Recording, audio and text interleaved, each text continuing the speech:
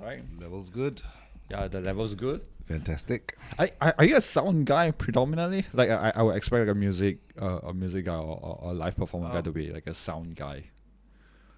I guess in what I do, sound is always a big part of it, lah. Whether it's writing music or DJing, which I do as well, or doing voice work, which I do as well, or even in production for film and video. You are There's- a camp.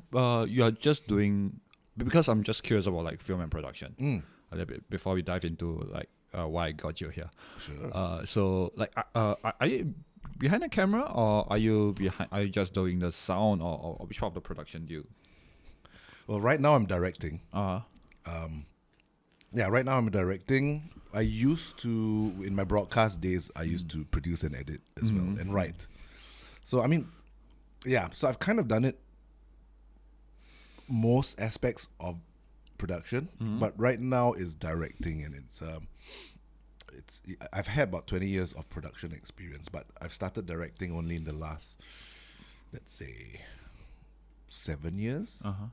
And it's commercial work, so all my broadcast experience kind of counted for nothing because I had to kind of like start from scratch again because it's a whole new kind of structure and work environment. is it because it's commercial or is it because it's just directing is a whole new job or aspect altogether? Because I have friends who just started his career in product as a producer, right? And I myself, I have always been I'm not so sure whether romantic is a good word to use, but I have like a romantic idea of like what is it like to be to be in the film industry altogether. Oh, interesting. I think it's because of the way things are, the work processes are structured, and also kind of the stuff that I was doing before. Because before I started as a broadcast journalist, Okay.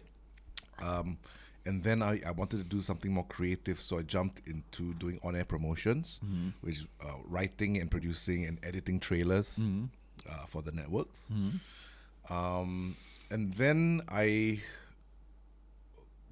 decided that I actually, after watching, putting trailers together for all these movies and series and stuff like that, I was like, actually, I would rather be the ones be the one creating this content, creating the series, creating the movies. And I've always been a film buff, right? Yeah. So my eventual goal was to actually leave that side of production and jump into directing, which is a very different scope of work, and because of that, a lot of the experience that I had, of course, in post-production, editing and all that kind of stuff, that's kind of across the board, that kind of skill translates. But actually directing in a film context, the work processes are a bit different from TV. So okay, here's this thing, right? Because the idea of my idea of like filming, I used to work as a documentary researcher for that very one time, right? For a very brief moment, right? Yeah. And I think I like this aspect of like sitting down and interview and stuff like that, researching and stuff like that. It kind of like my thing, right? Yeah. Like I know where to do, what to do, and who to Uncover a contact. lot of exciting stuff. Dude. Yeah, but it's just like the whole idea of like translating it into film is another whole new thing together. It's a very visual kind of like I kind of like hesitant to step into the line, and having this idea of, and I don't come from a film background, or I'm not a journalist background, right? I came from an engineering background, then just somehow stumbled into the world of showbiz, right? Hey, I have an econs degree, so it's the same thing. I have not put it to any use at all. I mean, I'm an economics graduate, and now I've been in entertainment and media all my life. So. But how do you step into, like, I suppose like Electrico is the electric company. It was the electric company. That was when we were kind of loosely trying to put a name together. But then, I mean, if you are a kid born in the 70s or maybe even early 80s, you may have come across. There was a kids show called The Electric Company. Okay. That was same time as Sesame Street, and I felt that maybe those people will draw too many similarities because I mean it's the same name. So we shortened it to Electrico. Yeah. So how I know, but okay, I read from your Wikipedia, like you guys formed and played in a container. How that Yes. goes? Because I'm thinking about like at that point of time, like how do you form up the band? How do you go to the direction where you're going? Because I think the most prominent song that we all heard is we all know is "Runaway," Okay. Yes. which is the I would I don't I Most of the time nowadays it would be what do you see? A lot of people associate us Uh. with the National Day song. But yeah, finally someone who's bringing up something from the albums. Actually, that's nice. It's nice that someone's actually bringing that up. Yeah. Yeah. So what you want to find out? You want to learn how that progression happened Yeah, or how? yeah. Because it's like playing in a container and having your like that is that there's a lot of because it seems like there's a lot of story that before you that when you guys form together you guys have you guys played in a container Yep. that's interesting. Yep. Then you guys went into like then you guys have then you have like people in leave people people Yeah, stay. okay. The story. Yeah. I guess all of us had. It just means that all of us had an inner desire to do something with music. But it all started, many years ago, when me and my best mate Keith, we would always, we picked up the acoustic guitar and we would always jam at home, sing songs, learn our favorite songs and just jam. And it was just two of us on acoustic guitar, and I think we got pretty. I think we had a lot of fun with it, and we sung for people a lot. And I think word got around that we were playing guitar and stuff like that. So people from our church in Serangoon Gardens, What church is that? St. Francis Xavier. Okay. Yeah, they had a fun fair coming up, and they asked us if we wanted to perform, lah. And we were like, hey, okay. And it just kind of made us realize at that point in time, we thought, hey, why don't we take advantage of this opportunity to maybe put a band together, lah? Because by the time we were just two of us just jamming away, after a while, it's like, okay, more of the same. Maybe we can try and spice things up a bit, right? By putting a band together, find a drummer, find a bassist, and then, have fun with it. And so we started asking around for people who might be interested, and my sister had a friend who was also in church, who in her catechism class, who played the drums. His name was William, and I had another friend named Desmond, who said, no, first we got Desmond first to play drums, and this is not the Desmond from my band; it's another Desmond. And so and he got his other friend named Desmond Go, to come and play bass. So four of us went into the and Desmond's father was the band leader of the church. So in church there was instead of having a band room, they had an old used container. It was shipping containers that they put in the car park. Oh, okay. Yeah, because the back then the church didn't have a band room, so they used it as like the storage come rehearsal room lah, and there was an aircon unit in that container. But how's the sound though? Like because I could imagine, like, okay, this is just me as a sound guy, right? Yeah. Like just imagine like the sound echoing through the whole, like hitting the walls of the container. Actually, the sound was pretty good because it was carpeted, Uh-huh. and there was a shitload of stuff in there, so it wasn't like a completely empty container. So there was carpets and there were instruments and stuff all over the place, so it was actually quite a tight sound Okay. because it's not a huge space, right? It's just a container. And drums are loud, amps are loud, so pretty much you're getting drowned in the music anyway. Tried a few times. It was great to suddenly realize that, hey, we are playing songs in a band, but there was something missing, lah. There's something missing, and we realized that we needed no offense, Dezo. Well, I need forever, but we probably needed a drummer who could keep it together a bit more tight, lah. So my sister, okay, this is bringing in William. My sister said, "Hey, why don't you try asked my catechism classmate William. I know he plays drums. Maybe he can join.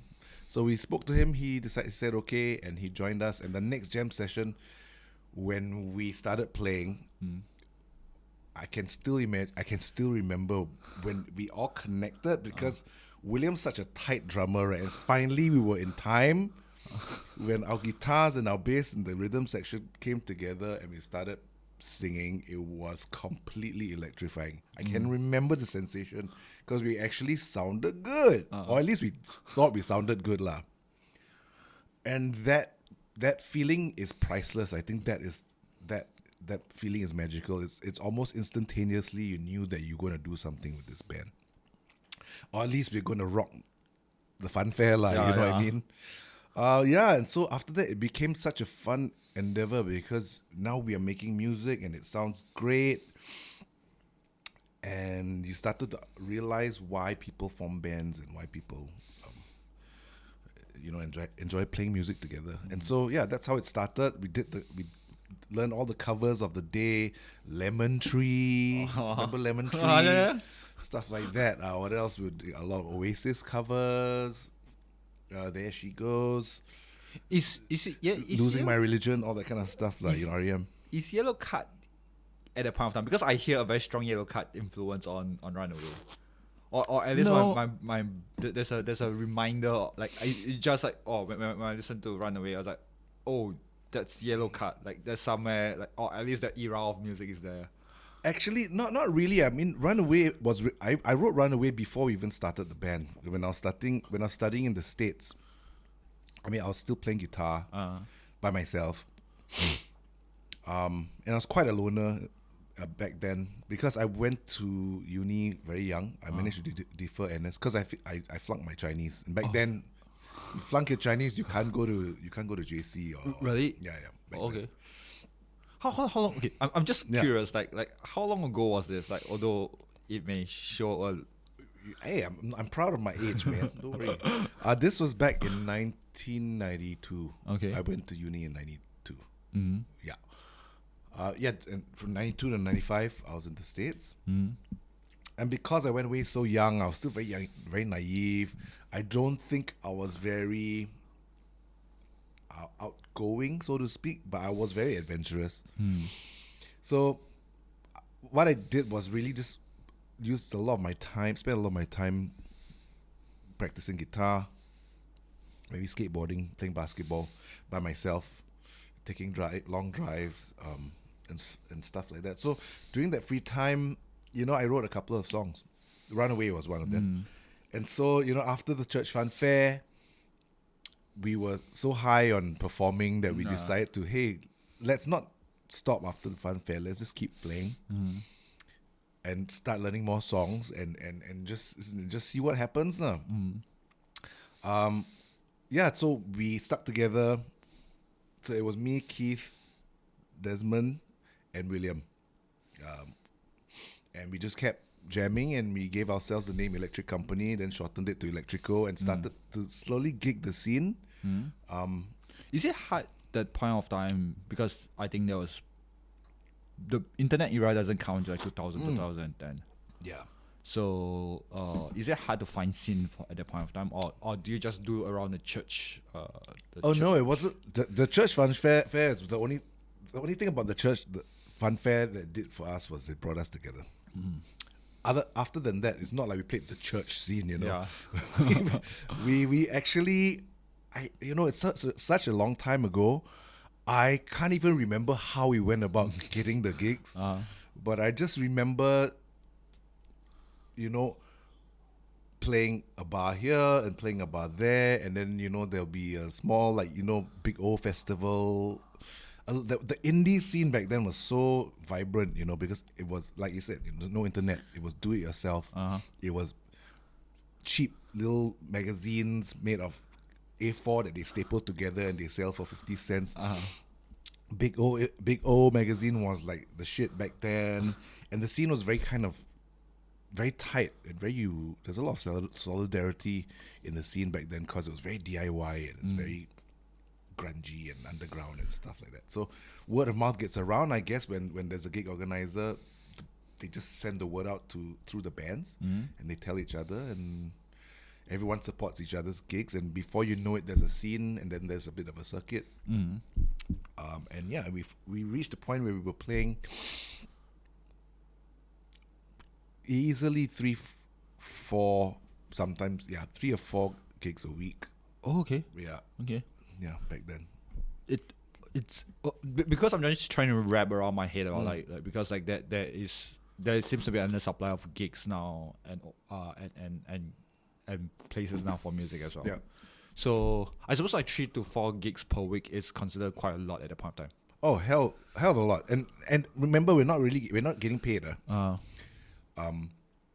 Yeah, it was just purely for the fun of it, and to be part of that scene, and to be part of that. Yeah, to be the part of that scene, and trying and feeding off that energy, and keeping it alive. And it felt like a privilege to be part of that scene. So whenever there was a gig, we take it. And plus, we were so young then, right? So it just felt like we were already the cool kids to be able to do that. And come to think of it, looking back, we never got paid. We just did it for the joy of it. Met a lot of amazing people, made a lot of good friends. And just at that point of time, you never saw an end to where this whole being in a band thing would lead. But eventually did, because I think NS usually kind of like Breaks everyone apart. puts a hold on it. But thankfully, that was temporary for us, because I think by the grace, I think we were meant to be. All of us ended up after BMT. All of us ended up having 9 to 5 postings, which allowed us free time during the week. Like we weren't like book out on the weekends only kind, and because that would spell the end. Oh yeah. Yeah, that would spell the end, or at least it'll be making it a lot tougher. I can imagine, because I got a lot of friends who were playing, and after NS they're like they kind of like tapered down, because they're like, I got no time to practice, the heart wasn't there anymore, you have to go through like field camp and stuff like that. It just I don't know, I'm not a fan of NS because of that kind of situation where Sure. yeah, I mean, what to do? It's something we have to go through here. I mean, it's screwing up our sports legacy as well. So I'm not even going to get into that, because that's another blow.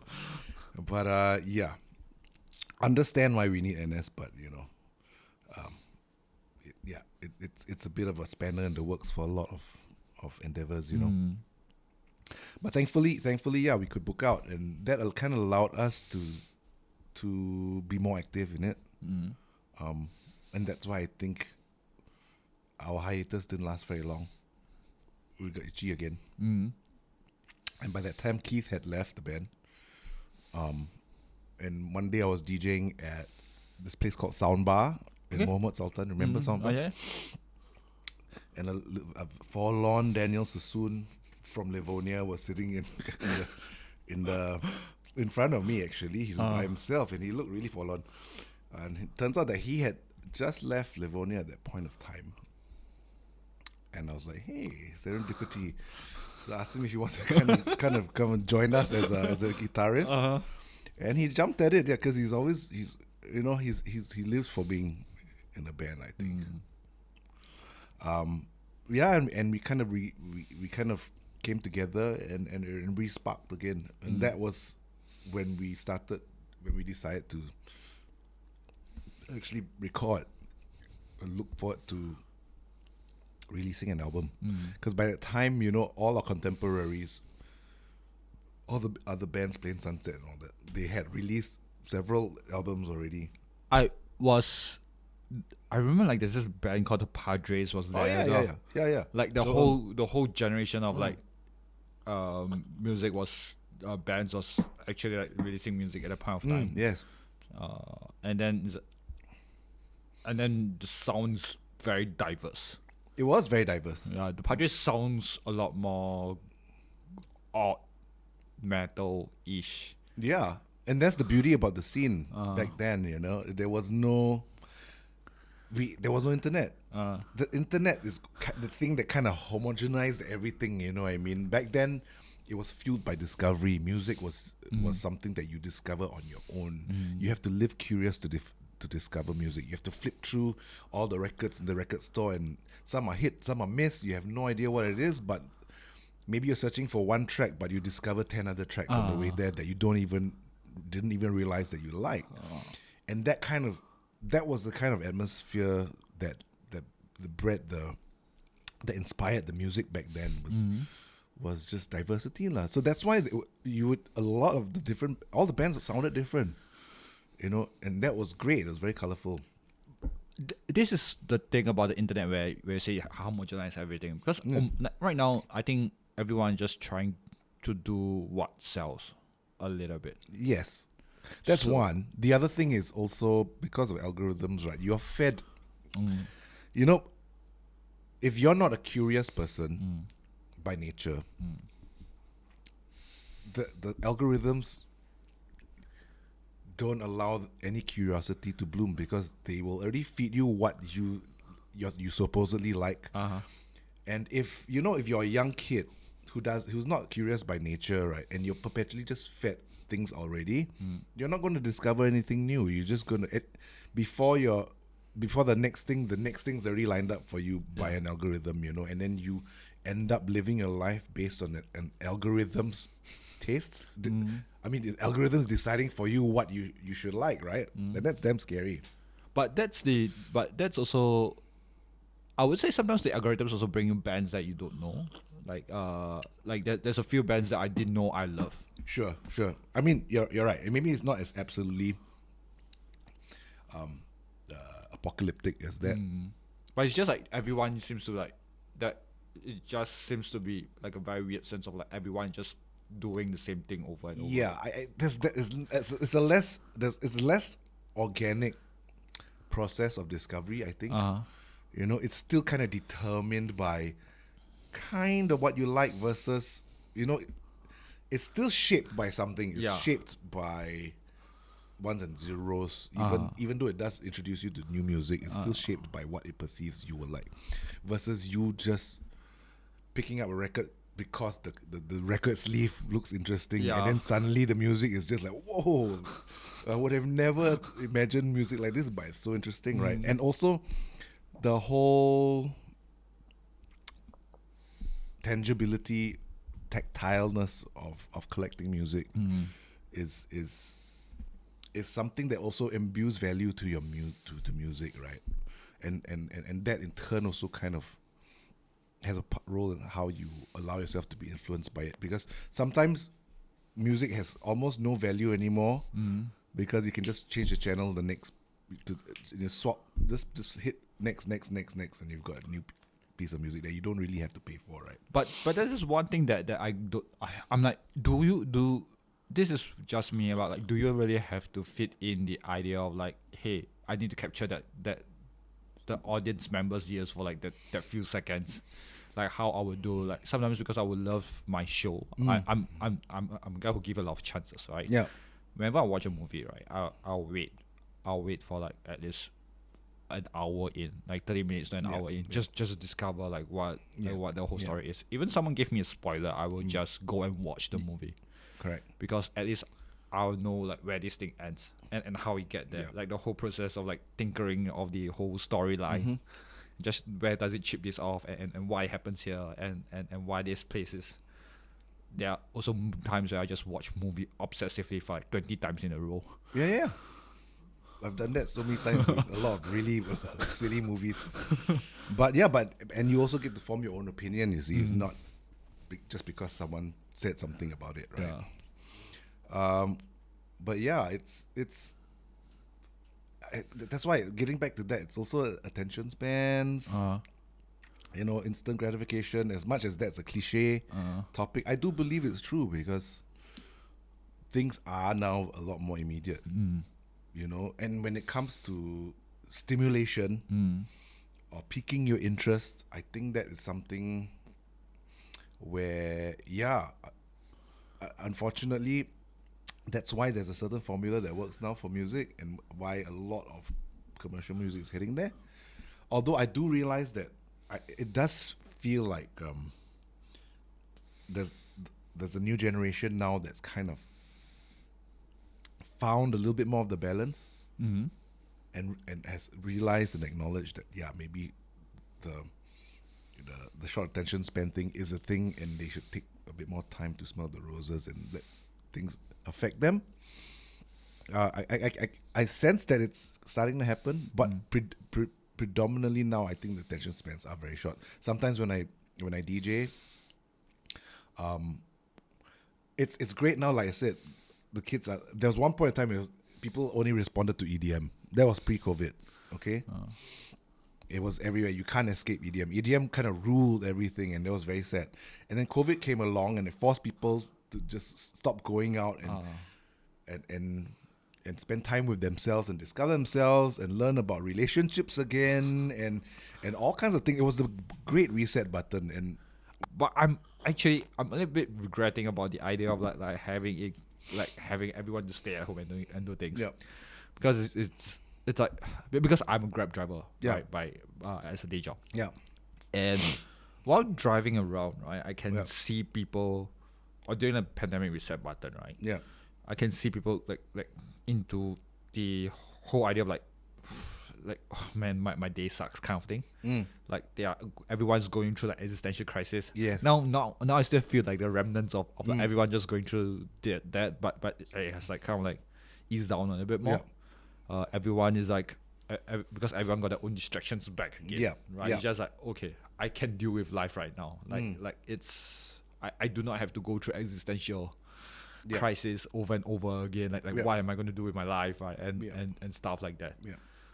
So I am not really sure about like everyone have time. When everyone say, oh, finally they have time for themselves. Like, do you really want to have time for themselves, Yeah. or do you really want? No, to but you know what?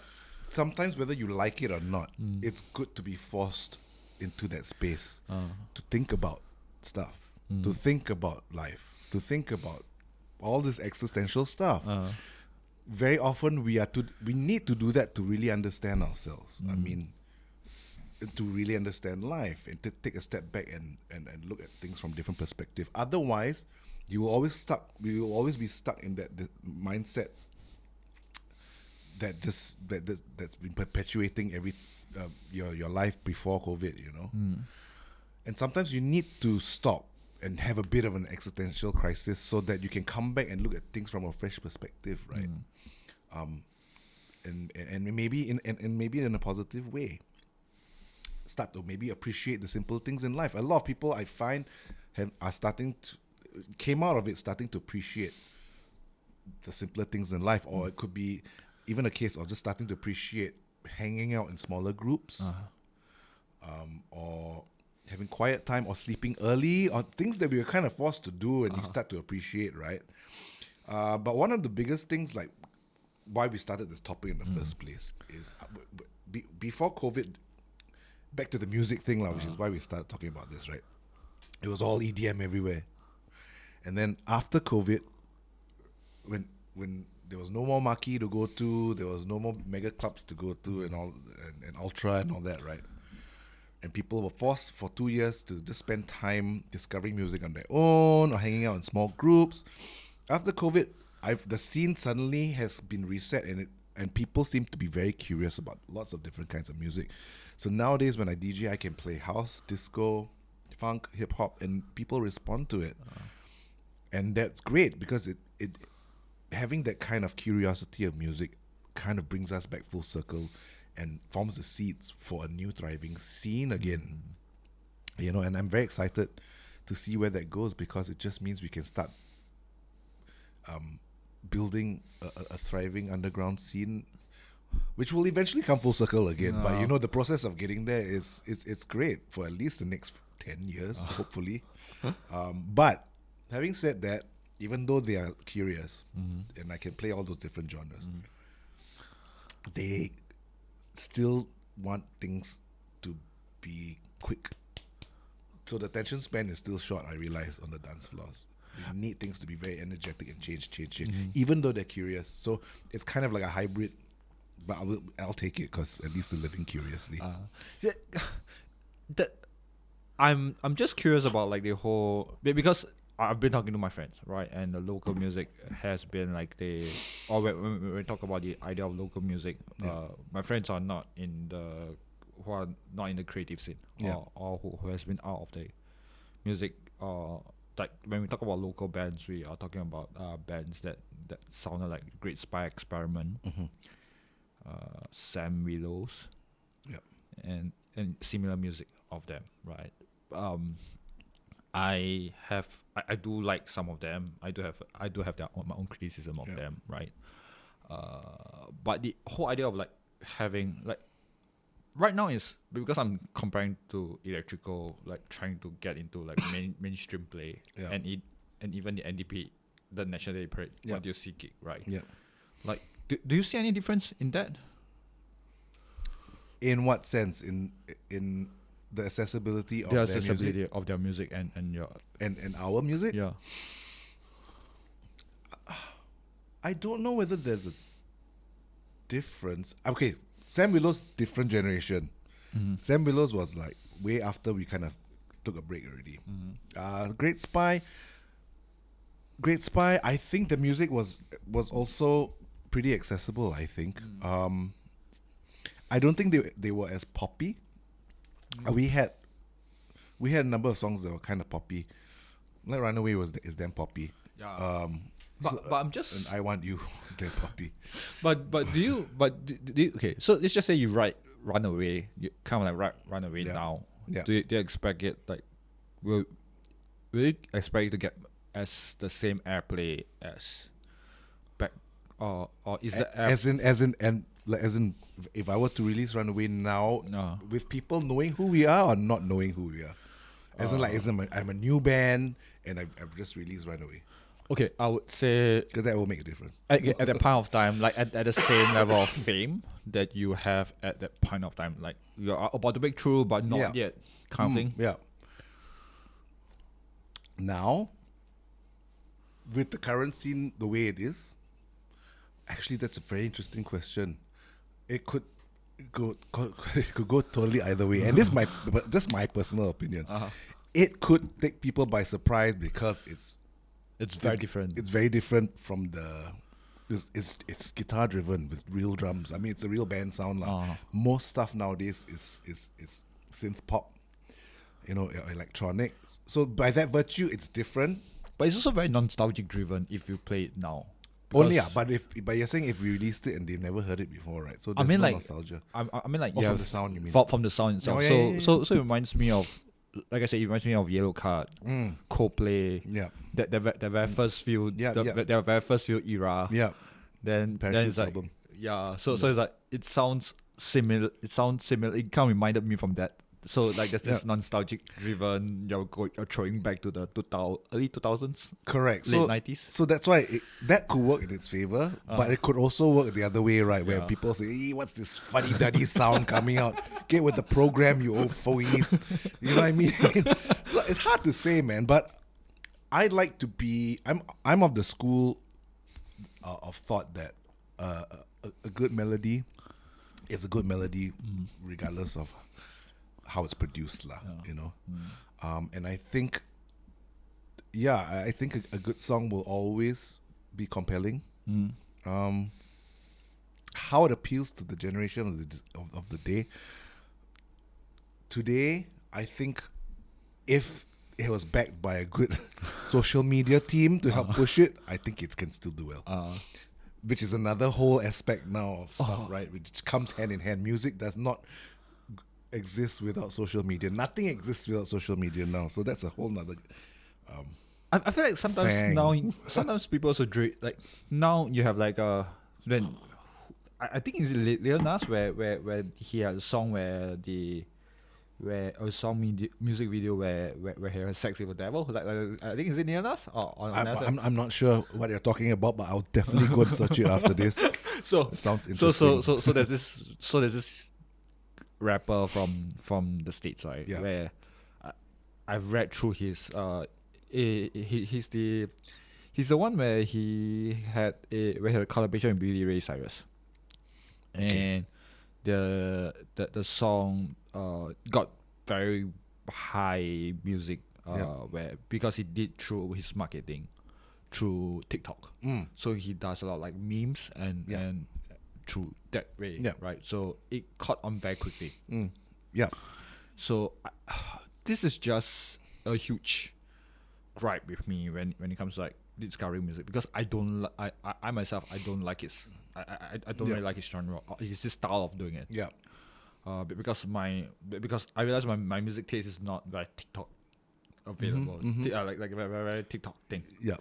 So it's kind of like, okay, like let's see how these things go. Like everyone just do the whole, okay, let's appeal to the TikTok because they are younger generation and they appeal. Yeah. And So the agenda is different, lah. Yeah. The approach is different. Yeah. I mean, TikTok is like as with anything in this digital climate, I think it's got its pros and its cons. It can be used in that way, like you've just mentioned, but I have discovered a lot of really cool dance music or like very interesting remixes on TikTok. Through friends sharing with me and telling me about it, because it is also another platform for people to share music, and I guess you could take advantage of it. In which case, you end up with a lot of very manufactured kind of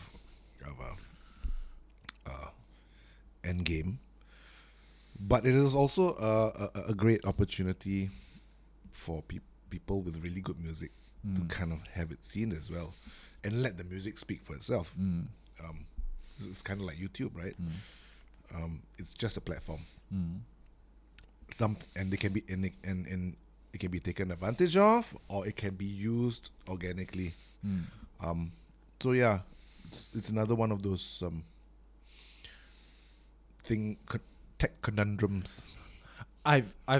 Because I myself also discovered like a few rap music from like those songs that I relate to quite a lot through TikTok as well. It's just like the whole idea of like getting connected with TikTok and stuff like that. I don't have a TikTok account.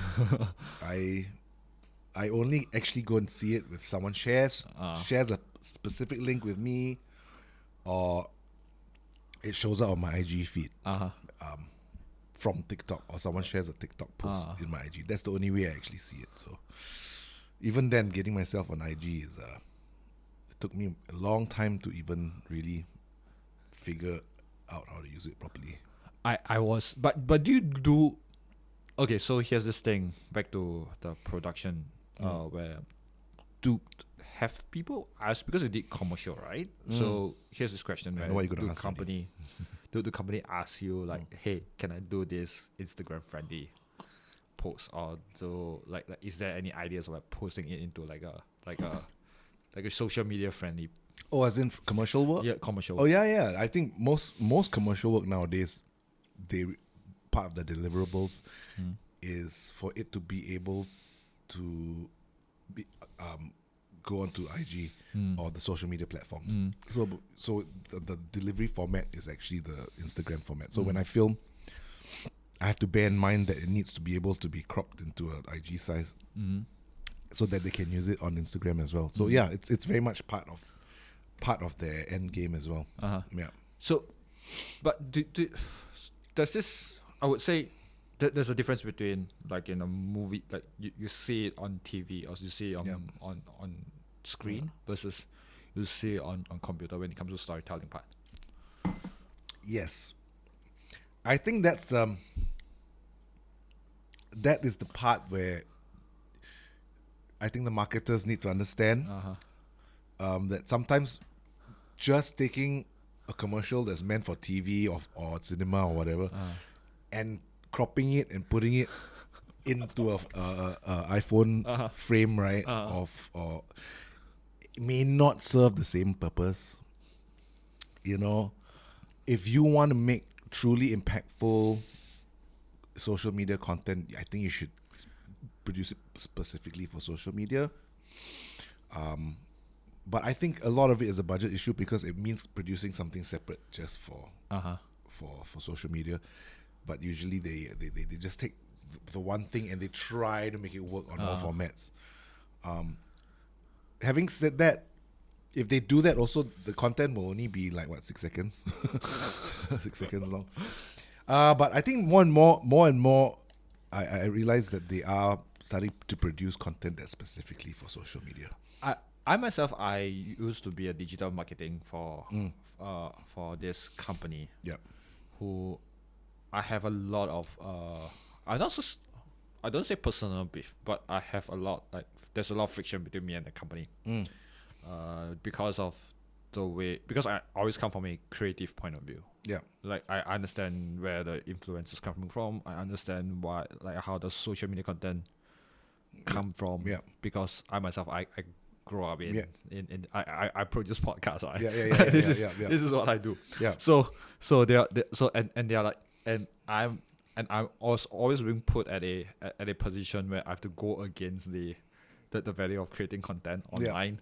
And they're asking like, why do you do this? Why do you do that? Yeah. And I'm like, I have to sit down and explain like how different it is. Yeah.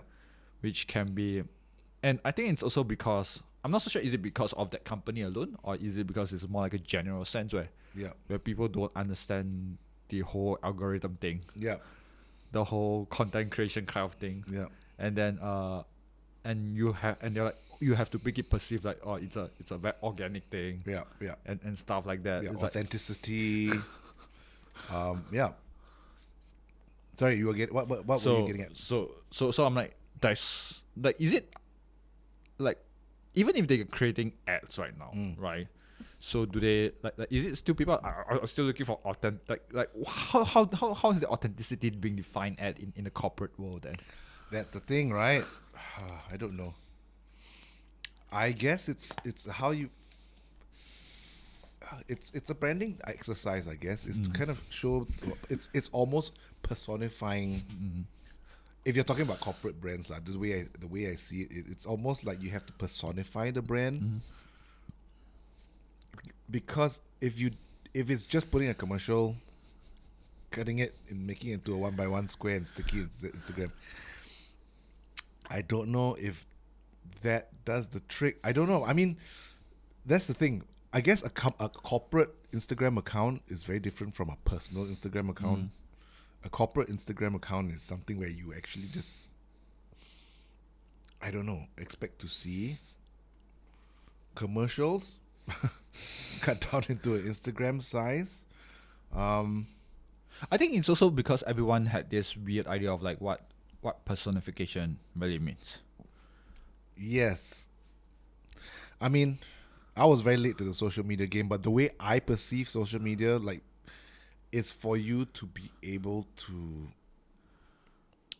It goes way beyond just taking photos of your lunch, lah. You know what I mean? It's about really understanding a person, and who this person is, in a way that's not too contrived, you know.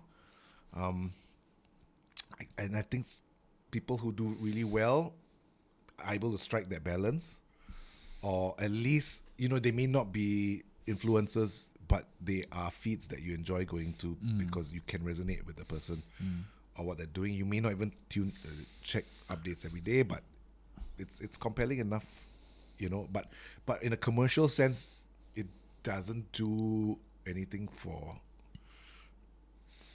advertisers, lah, because you're not really consuming a brand. I was looking at I was while I was at the digital marketing kind of thing, where they try to personify the guys, but yet I feel, or at least that's what I've observed with many other brands except a few, where when they try to personify, they are trying to sell. It's very obvious that they're trying to sell things. That's where it eventually gets. That's why, I mean, at the end of the day, honestly, that's the thing about social media. You can go in with the most noble intent, like, you know, just maybe keeping in touch with the world, you know, and not wanting to actually make yourself famous, right? But I think eventually there is a certain. Most people end up putting on a certain persona to, I don't know, to upkeep a certain image, you know, just because there's a momentum online that you have to be part of in order to exist, you know, and sometimes that may require you to post more than you naturally would, and that's what I found myself doing.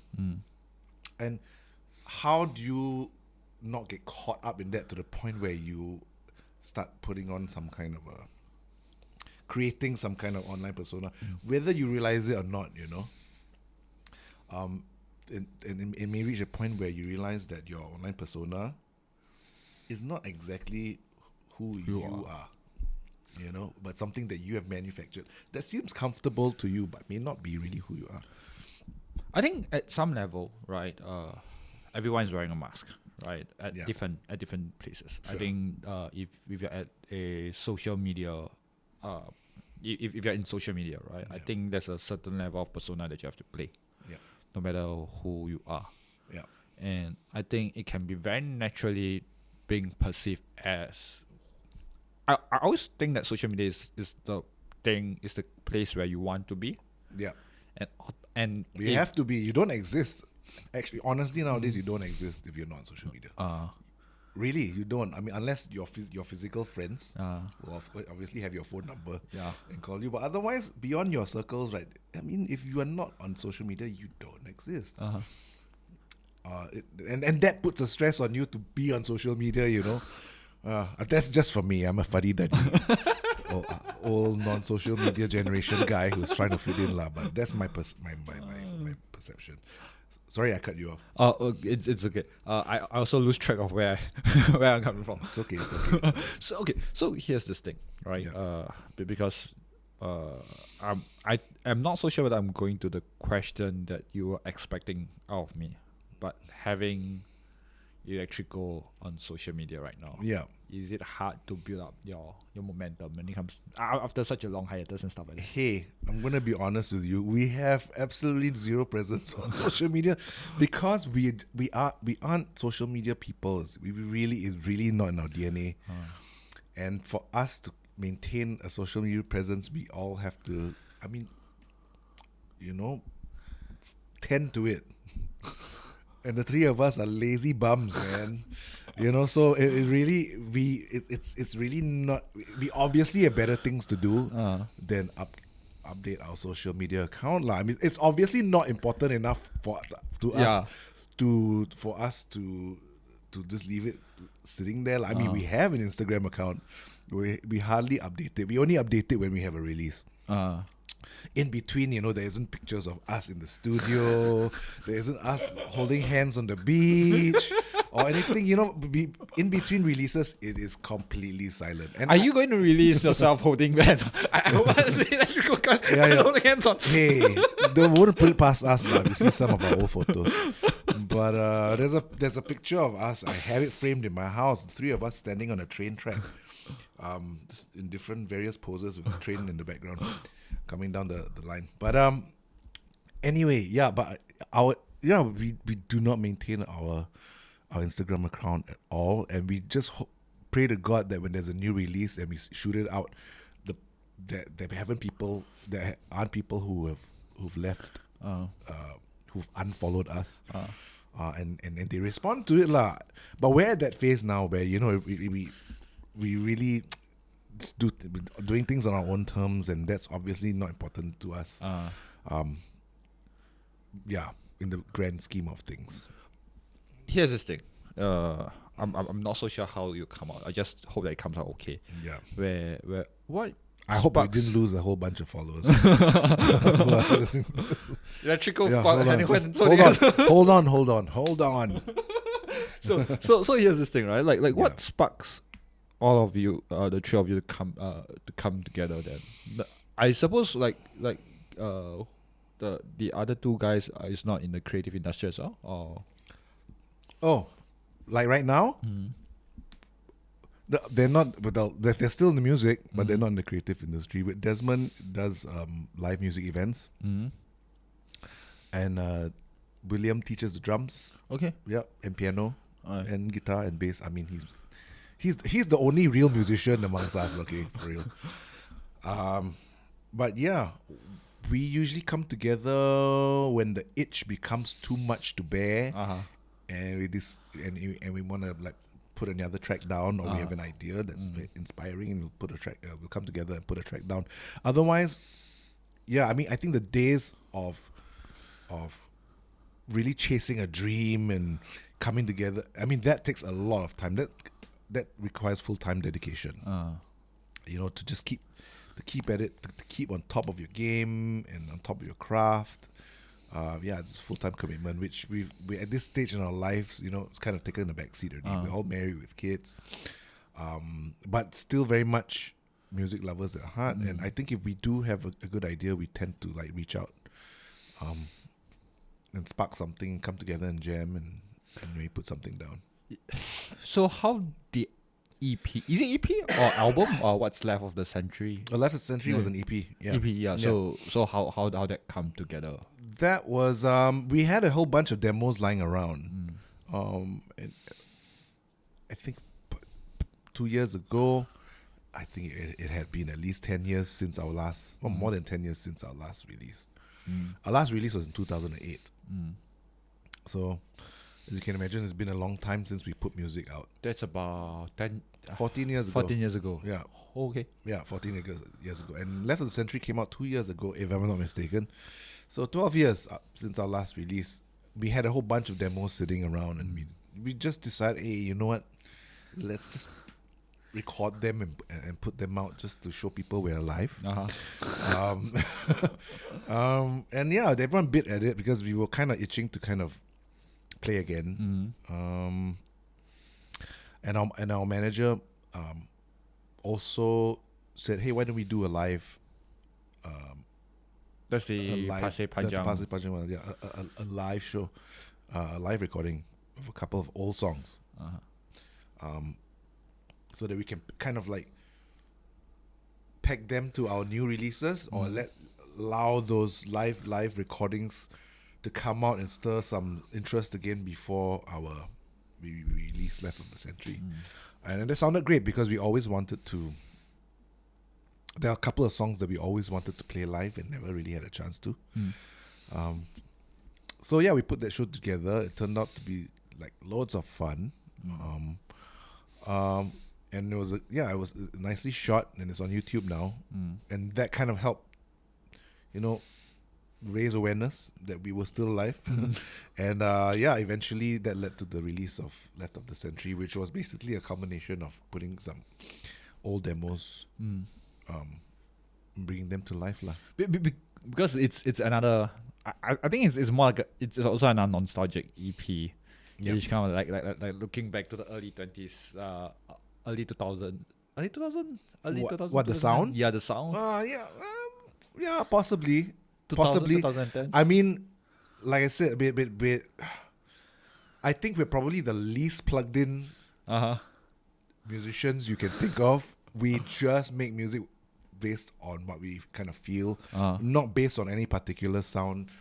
But actually, having said that, and Left of the Century was mixed by John Congleton, who produced people like St. Vincent and War on Drugs. But yeah, he lended his kind of like magic fingers to it. It kind of gave it a different sound because, like I mentioned, the demos actually sounded a lot more dated just because like I'm a damn fuddy-duddy, But anyway, yeah, it was produced. He produced it, and he brought I know that the demos sounded very dated, just because like I said, I'm a fuddy-duddy. But yeah, he brought new life to it and made it sound a lot more contemporary, for sure. So I think the sound, it was probably more of a mid-2000s sound. But I don't think we set out trying to sound in any particular way. Man, I really, because I really love this Left of the Century. Oh, you do? Yeah. Oh, so it's like it's a very different vibe to it. And it sounded different in a sense although yes, there's nostalgic feel to it.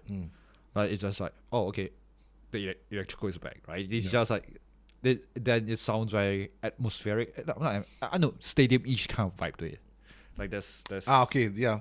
I hear you on with regards to the stadium, but especially for Fire in the Sky. yeah. Yeah. So and you have like because I've been listening to this band called Saint Paul and the Broken Bones. I'm Okay. not so sure whether you know this band. Okay. Where there's this trombone playing like and it's very funky-ish kind of like Oh wow. Okay. it's very gospel-ish kind of Yeah. vibe to it.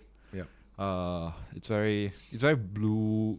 I would love to say blues, but it doesn't really sound like it doesn't sound like Stevie Ray Vaughan, that kind of blues kind of vibe to it. But it's very gospel-ish kind of like that you can place yourself in the stadium where his voice just encove, and you have that and you sounded different with other singer as well, the other front person, or at least in the local scene as well. Okay. So you just stand out, right? You don't like it's just like it's pretty at a unique position. I do not want to say unique position, but it's just like, oh, okay, it's electrical. Like I can hear it's just electrical, right? Yeah. It's just the vocal, the way it sounded, right? It's just like a very nice vibe to it. Hey, I'll take it, man. I'll take it. Yeah. I mean, like I said, we didn't set out trying to sound like a particular sound, and like I said, I mean, the songs in Left of the Century, a lot of them were demos that were sitting around for a long time. So they were written in different, I would dare say, decades, right? So they came from very different time zones already. That may have had a bearing in how they sounded, but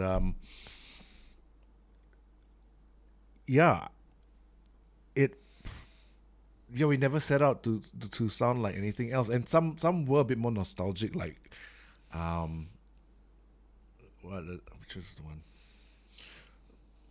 like if you're talking about gospel-y, I think Influenza has a bit of a gospel-y ending. Yeah. The one, there were a lot of influences from Fleetwood Mac for that one. Oh yeah. Yeah. Fire in the Sky came up from just a riff that Desmond came up with in the studio one day, and then it just became that. And Easy Come Easy Go was written. I remember when I came home drunk one day and I had a riff in my head. Just recorded down. I came home and recorded down that main hook that you hear on the guitar. So yeah, it came from very different places in terms of the inspiration. And how they sound, yeah. I don't know, maybe that's just our sound. Our sound is no sound. Okay, I'm gonna ask you a little bit about the business. Okay, I don't know if I'm the best person to ask that, but I'll try my best from my point of view. Okay. Yeah. So here's this thing where I'm just curious about not just the but in the whole, right? Yeah. Because you are in the filmmaking, and then you're also in the music, right? Yeah. Here's this thing about the music thing where what is the processes like? Or do you see any difference back then to from during like the 2000s where you wrote Runaway, then then you have I actually wrote Runaway in the 90s, bro. in the 90s where you or when Electrico First release. Okay. to right now the Left of the Century, like do you see like a major stark differences or Oh yeah, for sure. Definitely. I think our first album, So Much More Inside, was a lot more earnest. We had, I mean, at that point of time, we were really just hungry, naive kids, right? I mean, we weren't super young, but we were young, right? We were in our 20s for sure. Mid-20s maybe. I can't remember. But I think at the age we also like trying to like trying to figure out what we want to do. 28. Actually, I was late 20s already. Late 20s already. But yeah, still below 30, so can still pursue the dream, you know? Yeah. But yeah, we were still naive. and hungry Mm. and untainted, I think, by what was to come. And so yeah, and all just kind of learning about how to record and put an album together and how to write songs properly. We were still kind of like developing and learning at that point of time. Super green, and that had a bearing on how that recording came about. And I like out so much more inside because it was really earnest. I can hear, maybe I'm more sensitive to it because I know exactly how You felt at we that point. felt at that point in time. And it was a lot more earnest, and you could hear it in the sound. It was a lot more free. It was a lot more, like I said, untainted by what was to come. Because personally, for me, I think because after that, after the success of that release, I think it's just at least for me lah, as a songwriter, I found myself trying to Achieve that success, you can. keep up with it. Uh-huh. And because I was still kind of like young and naive, right? Like I'm saying, I never realized that it needs to be a very organic process. You need to allow that organicness to exist in the way you put music together. What is that organicness then? Just being not being so anal about shit lah. Because I was slow, like, so hey, you know what, we did well here. I put a lot of pressure on myself. I think I'm a perfectionist. I think that was part of the problem. Plus, I was kind of still, like I said, naive. Still had a lot of growing up to do, learning about myself and music and stuff like that. I started to confine my. I realized on retrospect, I started to kind of like restrict the way I was looking at things because I wanted it to be a certain way. Because you kind of like found a secret formula for what you thought you found. What a I secret, thought I found a formula, you know. But I mean, it still gave birth to some interesting music that would not have gone the same way, also. But yeah, but it did start to have a bearing on how I was approaching music. That's for sure. On retrospect, I wish I could have allowed myself to continue to be fluid and be organic with the music, more so than we were. On retrospect, at least on my part. Do you think at that point of time, it will be better for you to be this is just me thinking. Yeah. Once you found the formula, you kind of want to stick to that formula because it works. Yeah. It shows you it works. Yeah. When you tweak the formula there, when you tweak the formula significant enough Yeah. to let yourself grow, Yeah. it kind of put a lot of pressure on the idea of like will the audience follow you? Correct. And I am not so sure whether you're assigned to a label at that point of time. We were assigned to So Universal. Yeah. so do they like do they allow or do they? Well, here's the thing. They were fine. They didn't have any creative restrictions at all. So I think we put the pressure on ourselves. But I think that also came from the fact that we were kind of rushing to put out an album every year. On retrospect, that I think that's too quick. You know, who puts an album out every year? I mean, you need time to work your craft, right? I think if we weren't under that kind of time constraint, we could have possibly realized that, you know, we could play around with it more and start to appreciate the organic process. But yeah, the first 3 albums were put out every single year. So I mean, we were perpetually trying to cram that new music out, and maybe that had an impact on how I approached it. Maybe that's why it wasn't as organic. I'm not sure, but I feel, looking back, I wish I was a little bit more open and organic to the way I approach things. But then what's the dynamic like in the band then? Like who plays? Oh, back then we had Daniel Sassoon on lead guitar, and we had Amanda Ling on keyboards, William on drums, and Desmond on the bass, and I would play rhythm guitar and sing, and all the guys would sing as well. Oh yeah. Yeah. They'll do harmonies. But what's the dynamic like then? Like I suppose like someone would come out and say, hey, this is good. This is like how. Oh how wow, the everyone dynamic. I think that's the thing from the first album. The first album was a lot more organic. I think we were all of us brought something to the table, but there was a lot of songs that I had already written, which we decided to record. So the first album was really based around a lot of the songs that I wrote, and everyone will come and chime in, different parts. And there were, when I listen back to it, there's a lot of really good, interesting stuff that came out from all this multi-layering from different people, right? And then on the second album, all the old songs were exhausted, so we had to kind of collectively come up with new stuff. Most of the songs I wrote anyway, because I think it just came more naturally to me to be the songwriter, and that worked for the band because you have like one constant voice. Yeah. I think you can't have too many. Too many cooks by the mouth. Too many cooks in that sense. So everyone kind of contributed equally, I think. Everyone had their own thing. Daniel added a new dimension with his guitars. He was such a gearhead. If you saw his pedal boards back then, they were like 3 stories high.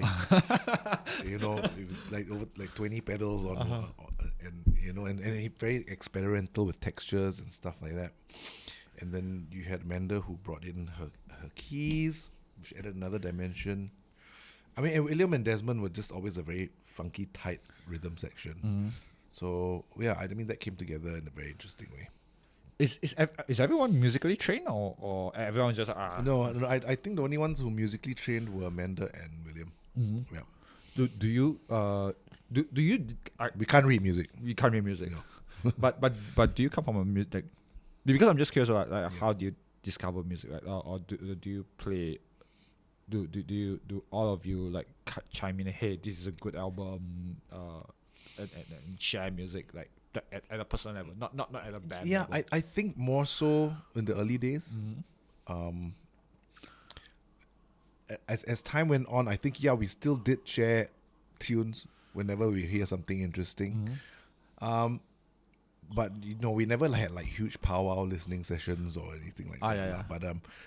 But when we went on tour, we were exposed to a lot of. I think when we toured was when we learned the most. Because new music you can always find in the shops, right? Yeah. But actually going out and discovering bands and experiencing them live in a festival setting when we toured was more eye-opening than anything else. That one really solidified us as a unit because you're touring your sound and you're performing live for people, but you're also seeing other bands doing it with you. You form a certain kinship with the scene. And it also forces you to kind of like level up your game because now you're representing Singapore in other festivals, right? So which festival is that leave you is the one that you often bring it up in a conversation with your friends? Probably South by Southwest. I mean, I think that's the most prestigious festival that we've played, but it's also marred by a lot of funny things lah. I mean, tour stories are really the most interesting things. You will never get these kind of stories unless you go on tour with a band. I mean, we went through San Antonio first. Did a show in San Antonio before South by Southwest in Austin. And we were rocking out with all our heart. It was fun, and then suddenly one guitar drops out. And then suddenly bass stops. And suddenly the keys stop. And then I turn around and I see Daniel had fallen off the stage. And his leg and his leg was in some contorted position. Yeah. So basically, all the band members were running off stage one by one to go and tend to him, and I eventually stopped. And then William, because he's playing drums so loud, he didn't realize anything. Just kept playing. So turned out that Daniel did a jump, landed off, dislocated his knee, fell off stage, and that brought our show to an end, lah. And the waitresses, the bar staff, they were great. They were giving him tequila shots for the pain. Ambulance arrived, shot him up with probably some nice meds. And then they wheeled him out in a gurney. And all the other bands and the people who showed up for the gig were kind of lining up to high five him, like an NBA game. Yeah. To the ambulance. And then he was treated, and he was in a cast, and that's how we played South by Southwest. He was in a cast, sitting on a high stool. But how's the reception like towards music that you are? Okay, look, this is a Singapore band, right? Like Singapore it's not a place that we heard of, right? It's somewhere in Asia, right? Yeah, no, the response was great. I mean, usually when we perform overseas, it's a great reception. Even if it's like 5 people, and trust me, we've played to like 3 people before. We've even played to gigs when like nobody shows up, but we still play it anyway. To the one person who's dressed like Humpty Dumpty, I'm not kidding you not, in Australia. But yeah, it's usually well received. How? I'm just curious right now, where you have that one person, that's not the band member. Yeah. Because I remember like doing stand up in Australia as well. It was an open mic where there's no one else except the comedians.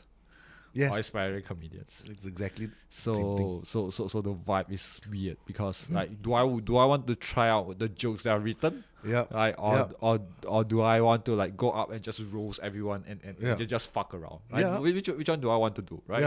Yeah. And sometimes when you're thrown into a position like that, it presents you the opportunity to just fuck around that you don't normally do, right? So that's what we did. We decided to just play anyway for the other band we were on tour with, and it turned out to be fun. Just cause we made it all that way, we just decided to rock out to our contemporaries, right? And the one person who was dressed up like Humpty Dumpty, lah. And it turned out to be such a fun experience, And from there, that kind of show all the way up to there was once we were playing in Taiwan to like I felt like 100,000 people on the beach, but I find the ones that are intimate, the ones that are the most nerve-wracking, because you can see that person. They are in your face. They're in your face. There's a real direct connection to you. But when you lose yourself in those gigs, they are the best also. You talk about Taiwan. Yeah. So I found a song that you sang in Chinese. Okay, no. So there was a mistake on YouTube? No. I sang a song in Chinese. Are you talking about from Spotify? From YouTube actually. From Google actually. There's this called The Walk or something like that. Okay, it might be someone else. I never sung in Chinese, and I can't sing in Chinese because there was a mistake. There was a mistake on Spotify where there was another artist releasing music as Electrico. Chinese music. I think there was a bit of a short circuit going on behind the scenes, but that has been rectified. Yeah. Okay, so because I found it on Google, I was like, did you play like it sounds different, but it sounds no. Unfortunately, I can't sing in Chinese, so it's not me for sure. 100%, bro. It's not me. Okay, I have a question about broadcast journalism. Yeah, and I think that could be a good way to sum up the whole thing. Okay. How do you get the gig? Oh, easy. So, like I said, I'm an economics grad, right? Yeah. And after studying economics, I knew that that's not what I wanted to do. I did it only because, I was fortunate enough for my folks to send me away to study because I failed my Chinese, right? So graduated, make the folks happy, but I knew that personally for me, I wanted to do something more creative. and my mom, who's actually in production as well, Okay. all her life. Okay? I a family. Do you come from a very film-based family then?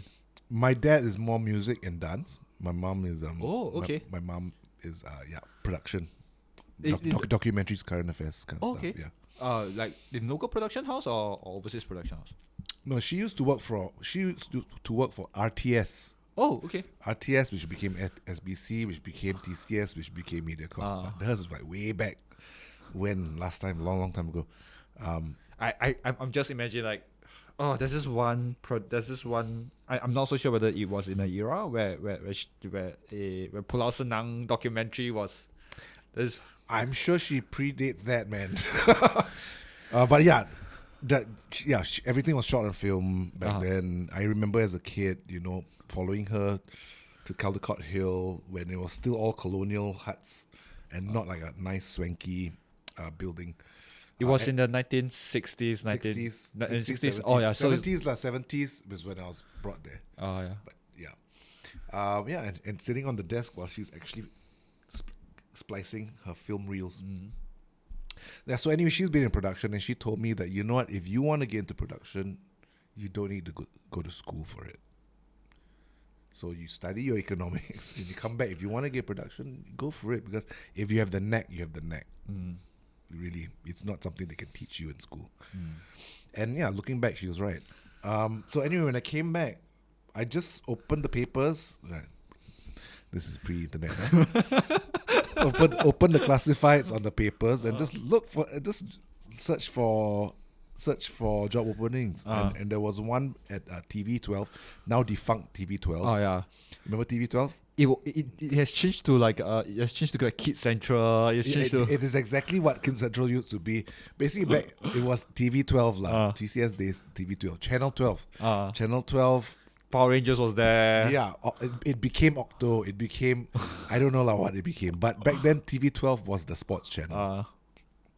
There was an opening for a broadcast journalist position. I mean, it was called a producer position, but it was essentially a broadcast journalist job, because the job would entail going to cover sports stories and file them for a news show, sports news. So I applied for that, went for a couple of aptitude tests, and I got the job, and so that's how it started. My career, which was basically going down to sports events, writing the story. I'm going on sports events with a cameraman. File a story, get some interviews done, bring the tapes back, and go and edit myself on the old AB. I'm not sure if you're familiar with the 2 Betacam deck. Oh yeah. Linear editing tool. Man, that's so long ago. Yeah, and from Betacam to Betacam, and do my own voiceover and all that. So it's like real journalist work, running with the tapes and your script, and but it was great because I got to experience so many sporting events. I got to travel. I covered the Olympics in 2000. Okay. Covered the inaugural Formula One in Sepang. Got to meet Carl Lewis, got to meet rugby legends. I mean, got Ralph Schumacher's autograph. A lot of fun times in that. Yeah. This is just me like being being an outsider. Where I got very lucky because I get to meet a lot of people that I never thought would have met as well. Yeah. Through this podcast. Yeah. Because part of me just want to be the showbiz because of all the things that comes along with it, right? Sure. There are a lot of people that I've wanted to go meet, right? Which is kind of like how did I ever get there? It's the opportunity that comes. No, along exactly. with it. So it's how what I'm still wrapping my head along the lines that we're trying to meet people that I never thought I would have met. Oh, completely. Yeah. Same. I mean, it's just about opportunity, right? It's just you never know how it leads to meeting people. I managed to meet actually through the band. I was just reminded the other day we've opened for the Beastie Boys. We've opened for Arrested Development. Kaiser Chiefs, Bravery. Quite a number, and sometimes you forget that you look back. Sometimes you really forget, and then you're reminded that, oh my God, I actually got an opportunity to do this. Sometimes you got to pinch yourself to say you had that opportunity, right? And from production, just through production, I met Mark Wahlberg, Hugh Jackman, Peter Dinklage, a whole bunch of other people. I'm sure that. I just can't remember. But yeah, I don't. It just felt like a weird bubble because when I was talking to recently I just talked to Shak Haikal. So he talks about like meeting the guy who I've met Sheikh Haikal as well. Yeah. So met the guy. So they're like talking about. So he went on talking about like meeting the guys. Meeting the guy who formed Run DMC. Oh. And there's a little spark in his eye. Yeah. And I'm like, and when I went back and talked to my friends who are not in the showbiz, it's like, wait, like what, like how, like the whole puzzle is not there. Like you just how does it happen? Right? Yeah, I don't know, man. Most of the time for me is work. I missed out one. I met Iggy Pop as well. Oh shit, really? Yes, in Miami. This was when I was working for MTV. They sent me there for a press junket. But Iggy Pop, I'm like, what? How do you? But does the sense of awe goes away? Like, are there times where you just met a hero and just go, man, it's just, it's okay. Look, I don't think I'm the kind of person who goes like, oh my God, worship this person, or I'm never usually really enamored, but I am humbled for the opportunity and feel fortunate to be able to meet these people. But it's not, I'm not the kind who won't go home and say I won't wash my hand for 10 years. I just take a picture if I can, and just remember that I have had this opportunity. I don't know. But is there like a sense? Okay. When I mean by sense of awe is where you like. Because I do talk to a lot of people, like even guys from New Brennan and Laurie Kim Martin, who is a co-writer for Conan. Like how do you get those jobs? Like how do you get where you are? Right. Like how do you be who you are? So what do they say? What is is there a common thread? They say they don't know. Right. I don't think you can control these things. I think you just need to do your thing. I think you just need to do your thing, and if it happens, it happens. You just gotta keep doing your thing. I believe. But it's just like when people say do your thing, and there are a lot of times where I hate to say this, but there are a lot of times where people fall short, because I fall short all the time as well.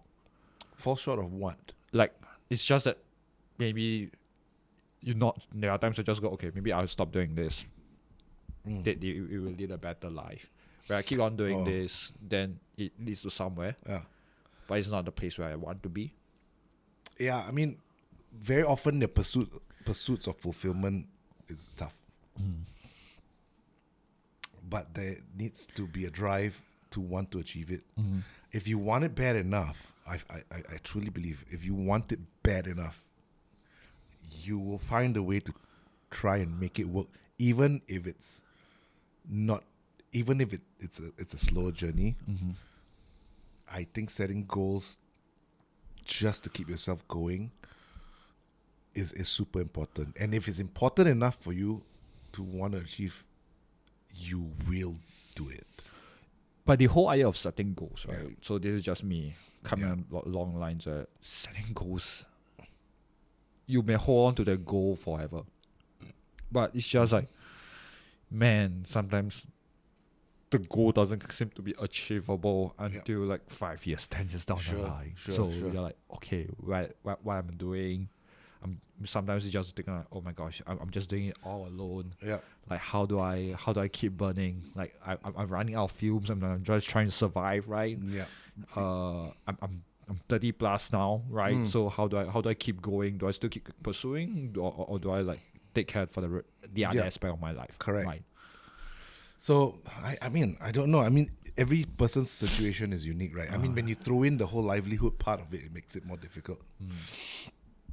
But I guess if, like I said, so if it's important enough for you, you might find a way to, I don't know, compromise in the sense that you set more achievable goals that allows you to also look after yourself at the same time. And just go for slightly more realistic goals, shorter steps at a time.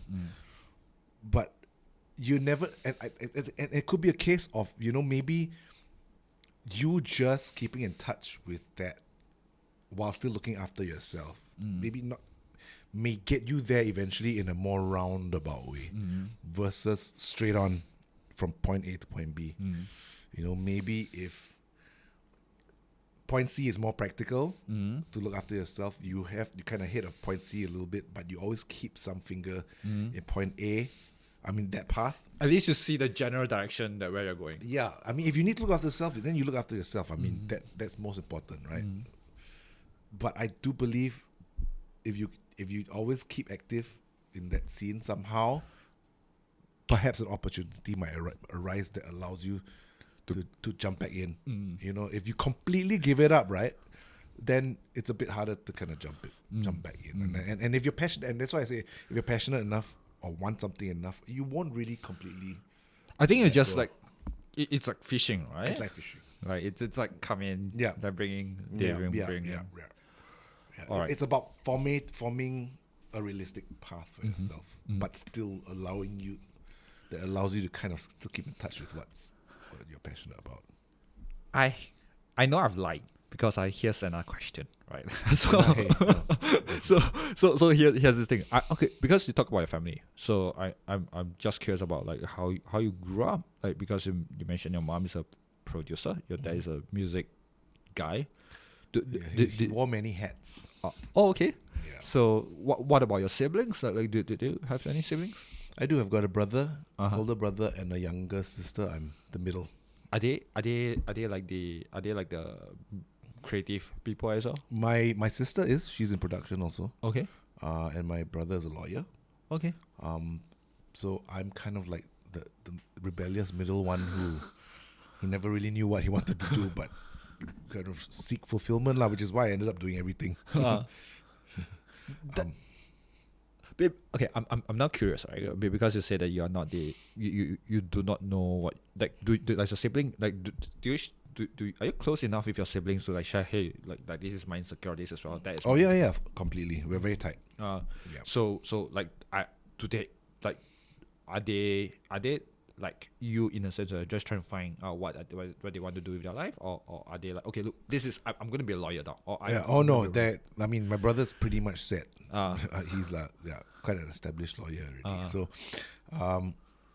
my sister is more like me, but definitely down the line of production already. That is a path. And that's why me and her sometimes often kind of talk about ideas that we have, or maybe projects that we want to do. But yeah, definitely that's kind of the direction that we are in. Took us a while to get there, because I mean we had a lot of figuring out to do. Is it easier with your mom coming in and you go, look, it's a production? No. I don't know whether it had so much to do with her, but in the sense that we do genuinely have an interest in production, and that's kind of how we've kind of ended up charting our path. My sister is more in reality TV. Okay. And I am more like documentaries, and right now is doing commercial work, but honestly my end game is to write a screenplay and make my own short film, followed by possibly something bigger if I can, because I have some stories that I've spent some time on. That's my end game actually. Doing commercial work is just to kind of like be able to hone the craft while paying the bills, so that I can eventually, do my own stuff. Because I myself I'm also writing stuff, right, on my own, like just for the just for like making fun of like being around, right? Yeah. Where just me being like just there, right? Yeah. Because I'm now fascinated with the stories of like being average or being mediocre. Yeah. Where everyone was just high. Where I just want to be the high achievers. Yeah. But which is the majority. But ended up like it's okay to be the average. Yeah. Yeah, so that's like I'm trying to hone up the storyline, right? But it's just me like, oh, it's just me driving and stuff like that, Yeah. and things like that, right?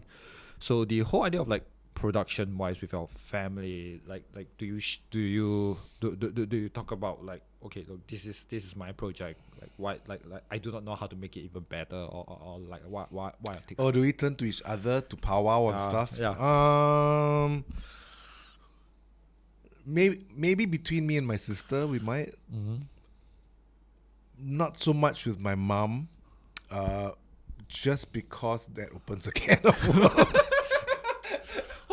How's your mother working attitude like? Oh, she's another perfectionist. She will, if she opens up, it will go all the way, which is good. But the thing is, I don't think it ever stops after that. So it does open a bit of a can of worms. Because next thing you know, she's calling you any time of the day to give you more thoughts on stuff, which is great lah. But and because she's full of ideas, she has on her own has so many script ideas. But I just think in terms of the intensity of feedback, I can probably take it sparingly. No offense, Mom, I love you, but but it's only because you have a brilliant mind. Is it like okay? So is there like a filmmaker that you kind of like, oh, I want to be that guy, or I would love like is there one? That's like asking you who's your favorite musician.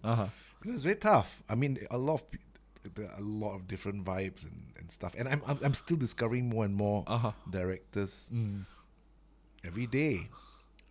But there have been a couple that I really admire for the way they tell stories. Like there's an Indian director named Meera Nair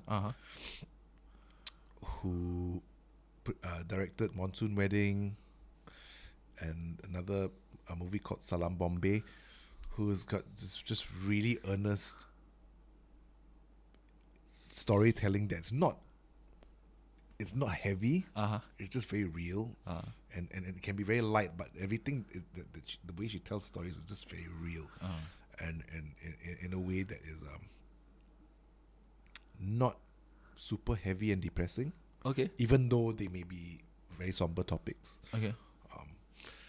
She's one of them. Oh man, so many. If I could name one, that's probably her right now. I like Denis Villeneuve as well, just because it's so profound the way he captures imagery and emotes in such a very strange, morbid but beautiful way. So many, man. I love Quentin Tarantino also for his style of stuff. I guess it really depends on the script and who's the best for it, right? Yeah. I because I now trying to get into like the whole director mindset sometimes where watching movies. Yeah. So there's this guy who directed Shaun of the Dead and Baby Driver, Edgar. Edgar something. Edgar Wright. Yes. Edgar Wright. Yes. Yes, The whole music with the fast cuts. Yeah. Transitions with pans. Oh yeah. So it's like it's to me it's like it's mind blowing, and I'm now going back to the old to the I wouldn't say classical, but the older school of music of the who is the one that did Rope. So there's this old movie. It's a one pan. It's a one shot movie. So it's very simple where it's taken in one shot. One whole fucking shot. The whole movie. The whole movie. And so this is like before special effects days. Before special. So it's like they wow, like okay, I need to watch this. Rope. Yeah, it's called Rope. So it's about these two friends who hit a body, and they have a party going on. Yeah. So the whole suspense of the movie itself is trying to make sure that it's trying to make sure that everyone in that party don't discover their body. Yeah. So the whole movie is just in that room itself. Yeah. Okay. So it's just panning in. This is panning like out. what era is this like? That is in the That's when the 1960s, 1970s. Okay. Maybe, So it's film like it's film. Yeah, So it's it's film. film. So It's it's film. 1970s, 1980s, I Wow. guess. So no, before that, 1960s, So 1970s. there was definitely clever editing lah. Basically, there's Yeah. no way there's like a 2 hour reel of film. I think it would be the size of like a house. Yeah, but they made it feel like one continuous Yeah. shot. So the it I go maybe they did. I don't know, better research. so what they do is what I think they do is they go into like cutout, Yeah, then they pull it back in. yeah. So Okay, so it's okay. like they go into like one corner, then from that corner come pan Okay, out, those are then- probably the yeah. edit points lah. Yeah, the edit yeah. points But are. it feels seamless lah, basically. Yeah. Yeah, that's cool. So it's like and it's just one room alone. Yeah. So it creates suspense because it never lets you go. Yeah, and you're like engrossed with the whole guy where Yeah. they discover the body. Like Yeah. the whole room itself is just there, just Mm. like the whole thing is, and it's and they okay. So this is what happens, right? They told you where the body is hidden. Yeah, So the suspense is not about where the body is hidden. yeah. The suspense is where The body is there in the room. are they going to discover that body? Yeah, So yeah, so that's the suspense. Like, oh my gosh, Yeah. how do they do it? and it's hidden in that room, right? Yeah, Yeah. I think that's the cinematic language is so intriguing. mm-hmm. I mean that's why it's so intriguing. That's why I love it because there's so many methods you can employ to tell a story, Mm-hmm. to build suspense, keep suspense, wind people up or surprise them. It's very interesting that that's why I'm very intrigued by the craft of filmmaking because And there's some movies that I don't know, I'm going back to a lot of old school movies where it's more like I think this is one of the more iconic movie called The 12 Angry Men. 12 Angry Men, yes. I've rewatched it like multiple times, Yeah. like 5 times in a row. It's the jurors, right? Yeah. Yeah. So it's like how do you do that? Right? How do you like put 12 guys in a room, and the whole scene is just in that room itself? How yeah. do you Yeah. I remember like I was making fun of her. How do you not make it feel contrived, right? How do you make it so natural and let the emotions fly? Yeah. Yeah. Yeah, so it's like, how do you do that? Like that's the thing. And I have a friend who like describing like why Joker isn't like the best Batman movie over. Yeah. That's another Can that's another can of worms, but it's really intriguing. Yeah. So yeah. Okay, thank you for doing this. Thank you for having me, bro. Okay.